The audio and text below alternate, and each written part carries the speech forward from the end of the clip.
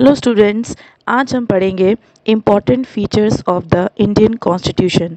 हमारे कॉन्स्टिट्यूशन के कौन कौन से इम्पॉर्टेंट फीचर्स हैं उनके बारे में आज हम जानेंगे।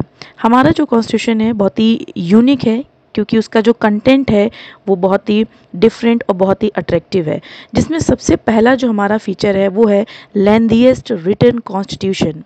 इंडियन कॉन्स्टिट्यूशन जो है, जितने भी वर्ल्ड में कंट्रीज़ के कॉन्स्टिट्यूशन हैं उन सब के कंपैरिजन में हमारा जो कॉन्स्टिट्यूशन है, इंडियन कॉन्स्टिट्यूशन जो है वो सबसे लेंदी रिटन कॉन्स्टिट्यूशन है, यानी सबसे लंबा लिखित संविधान है। जैसे कि आप लोगों को पता है कि जो अमेरिका का कॉन्स्टिट्यूशन है वो रिटन कॉन्स्टिट्यूशन है, और ऐसे ही ब्रिटिश का जो कॉन्स्टिट्यूशन है वो अनरिटन कॉन्स्टिट्यूशन है।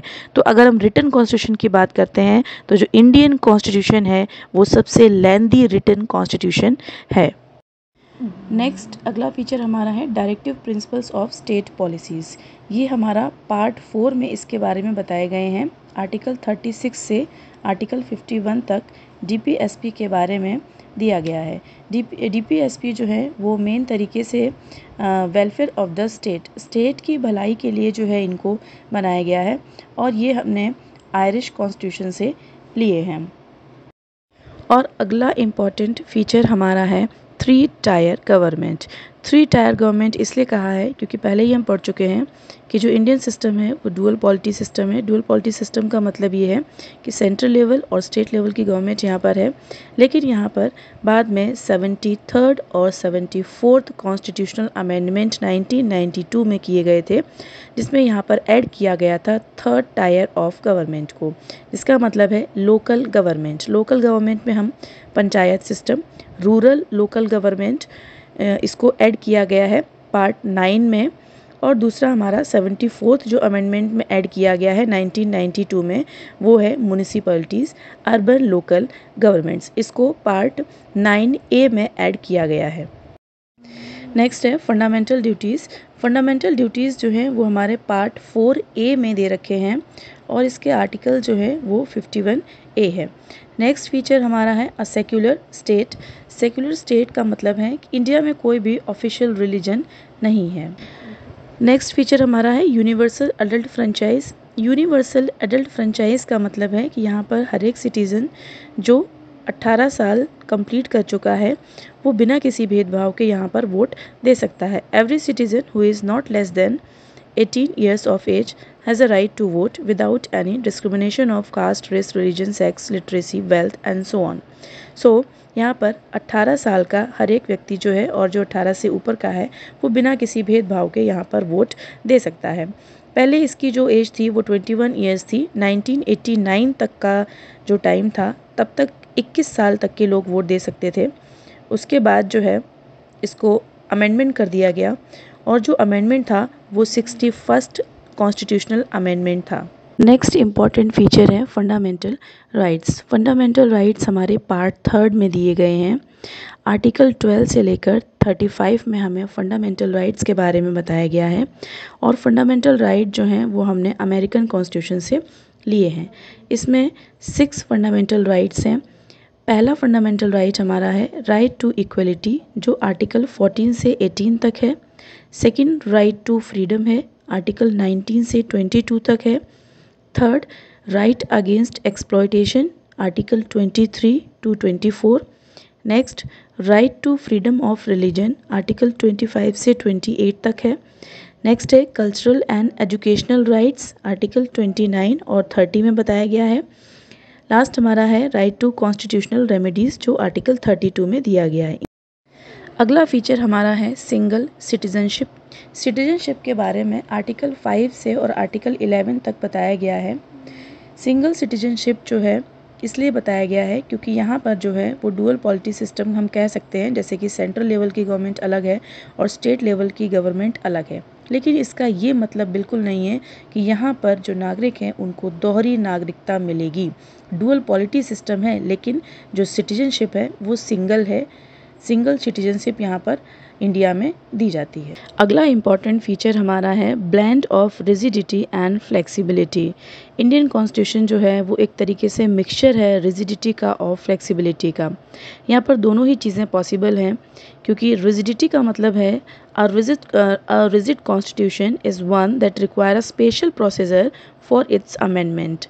इसके अमेंडमेंट के लिए, इसमें बदलाव करने के लिए जो एक प्रोसीजर है वो बहुत ही स्पेशल तरीके का होता है, जिसको हम आसानी से नहीं बदल सकते हैं। यानी कॉन्स्टिट्यूशन का वो पार्ट जिसको हम बहुत आसानी से नहीं अमेंड किया जा सकता है, नहीं बदल सकते हैं, वो हमारा रिजिड कंडीशन में आता है। फ्लेक्सिबिलिटी का मतलब ये हो गया कि वो कुछ ऑर्डिनरी लॉज यानी कुछ आम कानून ऐसे होते हैं जिनको हम आसानी से अमेंड कर सकते हैं, बदल सकते हैं, वो हमारे फ्लेक्सिबिलिटी वाले पोर्शन में आ जाते हैं। तो इस तरीके से ये भी एक इम्पॉर्टेंट फीचर है हमारे इंडियन कॉन्स्टिट्यूशन का कि यहाँ पर दोनों ही चीज़ें हैं, blend of rigidity and flexibility. Flexibility यानी हम जैसे चेंज कर सकते हैं, तो वो जो चेंजेस हैं, जो अमेंडमेंट्स हैं, उसके लिए एक इम्पॉर्टेंट आर्टिकल है, आर्टिकल 368। 368 आर्टिकल के अंतर्गत जो है हम यहाँ पर अमेंडमेंट्स कर सकते हैं। अगला फीचर है इंटीग्रेटेड एंड इंडिपेंडेंट जुडिशरी। यहाँ पर जो सुप्रीम कोर्ट है वो सबसे टॉप लेवल पे स्टैंड करता है। उसके बाद है हमारे हाई कोर्ट्स हैं, सबऑर्डिनेट कोर्ट्स हैं, इस तरीके से जो है डिस्ट्रिक्ट कोर्ट्स हैं। तो कहने का मतलब ये हुआ कि यहाँ पर जो टॉप लेवल पे जो हमारा कोर्ट है वो सुप्रीम कोर्ट है। तो जो जुडिशरी सिस्टम यहाँ का है वो इंडिपेंडेंट है, किसी के ऊपर भी वो डिपेंड नहीं है। और इंटीग्रेटेड यानी वो हमारे जो जूनियर कोर्ट्स हैं उनके साथ मिलकर काम करता है। अगला फीचर हमारा है federal system with unitary base. The constitution of Indian establishes a federal system of government. हमारे कॉन्स्टिट्यूशन में जो है यहाँ पर फेडरल सिस्टम के बारे में बताया गया है। जैसे कि यहाँ पर 2 गवर्नमेंट सिस्टम है, division of powers, written constitutions, ये सारी चीज़ें हमारे इंडियन कॉन्स्टिट्यूशन में हैं। यहाँ पर अगर हम 2 गवर्नमेंट की बात करें तो कहने का मतलब जो पावर है वो शेयर की गई है सेंट्रल लेवल की गवर्नमेंट और स्टेट लेवल की गवर्नमेंट के बीच में। तो वही है power sharing between central and state, इसी को कहा गया है फेडरल सिस्टम। अगला इम्पॉर्टेंट फीचर हमारा है पार्लियामेंट्री फॉर्म ऑफ गवर्नमेंट। यानी जो इंडियन गवर्नमेंट है यहाँ पर पार्लियामेंट्री सिस्टम को फॉलो किया जाता है। The constitution of India has opted for the British parliamentary system of government. हमने ये जो सिस्टम है पार्लियामेंट्री फॉर्म ऑफ गवर्नमेंट का वो ब्रिटिश पार्लियामेंट से लिया है। इसमें होता क्या है, इसके कुछ इंपॉर्टेंट फीचर्स हैं, उनको हम देख लेते हैं। पहला फीचर है presence of nominal and real executives. Parliament system में यहाँ पर एक नॉमिनल और रियल एग्जीक्यूटिव्स हेड होते हैं यहाँ पर। और सेकंड हमारा है मेजॉरिटी पार्टी रूल। यहाँ पर जो पार्टी जीतती है वो रूलिंग पार्टी होती है। नंबर 3 है collective responsibility of the executive to the legislatures. यहाँ पर जो एग्जीक्यूटिव्स हैं और जो लेजिस्लेचर हैं उनकी कलेक्टिव रिस्पॉन्सिबिलिटी होती है, यानी जो जिम्मेदारी होती है वो दोनों लोग मिलकर परफॉर्म करते हैं। नेक्स्ट है membership of the ministers in the legislature. Legislature में जो मिनिस्टर्स हैं उनकी मेंबरशिप रहती है। नेक्स्ट है leadership of the prime minister और द चीफ मिनिस्टर। जो चीफ मिनिस्टर और जो प्राइम मिनिस्टर्स हैं उनकी यहाँ पर लीडरशिप होती है। इस तरीके से जो पार्लियामेंट्री फॉर्म ऑफ गवर्नमेंट है वो यहाँ पर इंडिया में फॉलो किया जाता है। सेकेंड फीचर हमारा है ड्रॉन फ्रॉम वेरियस सोर्सेज। हमारा जो कॉन्स्टिट्यूशन है वो एक तरीके से बैग ऑफ बोरोइंग है, क्योंकि हमने जो अपने कॉन्स्टिट्यूशन में जो वैल्यूज़ लिखी हैं, जो आइडियाज़ लिखे हैं, वो किसी न किसी कॉन्स्टिट्यूशन से हमने लिए हैं। जैसा कि फंडामेंटल राइट्स हैं, फंडामेंटल राइट्स हमने अमेरिकन कॉन्स्टिट्यूशन से लिए हैं। Directive principles of the state policy हमने आयरिश कॉन्स्टिट्यूशन से लिया है। और इसमें principle of cabinet governments, relations between the executive and the legislature, ये हमने सब ब्रिटिश कॉन्स्टिट्यूशन से लिए हैं। सबसे ज़्यादा जो हमने पार्ट लिया है वो हमारा गवर्नमेंट ऑफ इंडिया एक्ट 1935। 1935 का जो हमारा एक्ट था उससे हमने कई सारी चीज़ें यहाँ पर ली हैं। द फेडरल स्कीम हमने 1935 के गवर्नमेंट ऑफ इंडिया एक्ट से ली है। जुडिशरी सिस्टम वहीं से लिया है।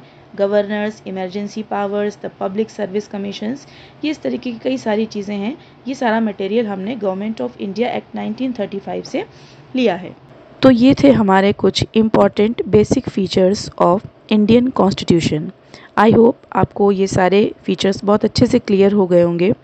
अगर कोई डाउट होता है तो आप मेरे कमेंट सेक्शन में पूछ सकते हैं।